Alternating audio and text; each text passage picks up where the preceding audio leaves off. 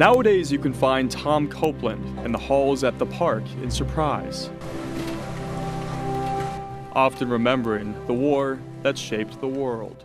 I enlisted on December 7th, 1942, 1 year after Pearl Harbor, and I was 18 years old. World War II, Captain Thomas L. Copeland battled through a Nazi-controlled Europe until Germany surrendered. We fought all the way from Frankfurt to Nuremberg in less than 3 weeks, and had to fight all our way through. Copeland can't forget about the atrocities of the Holocaust. They would like to have killed every Jewish person in Central Europe, and they thought they could do it. The Purple Heart and Bronze Star recipient once trained soldiers how to fire rifles, and once the shooting stopped, diplomacy with the German people started. People convinced by their leaders that the Americans were monsters. They actually told the people, those Americans are thugs and burglars from New York and Chicago.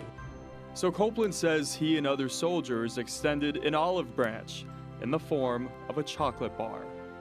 And the German population didn't understand. They didn't understand kindness. They called it chocolate bar diplomacy. And it worked. With all of the time that's passed, I was stationed in Darmstadt, West Germany.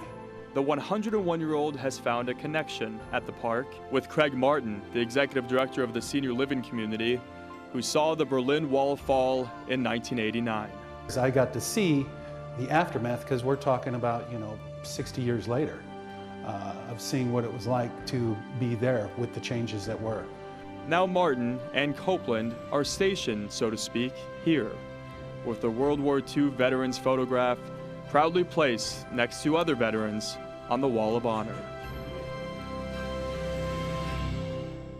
Such an amazing story. Yeah. What a cool guy. I mean, there's a reason why they call it the greatest generation. Right? Yeah. He enlisted 1 year after Pearl Harbor when he was 18 years old in between high school and college. I can only tell you what I was doing between high school and college. I agree. So he knew that the draft was coming, and he said he wanted to control his own destiny. He went to officer school, then led a tank destroyer division in Europe, and then was with the Texas Coast Guard Infantry Division. I mean, this guy was like truly on the front lines of battle in Nazi-controlled Europe until the end of the war, and he still has a copy of that note that said that Germany has surrendered and now is the time for armistice, and that candy bar diplomacy that he was talking about, which is really cool. He's like, they were told, the German people were told that the Americans were these evil people. That was the propaganda during the time in Nazi-controlled Germany, and so their role was to give candy to kids, to German people. And so what didn't make it in the story was Craig Martin, the guy who works at that retirement community, also served in the military, was there when the Berlin Wall fell, excuse me.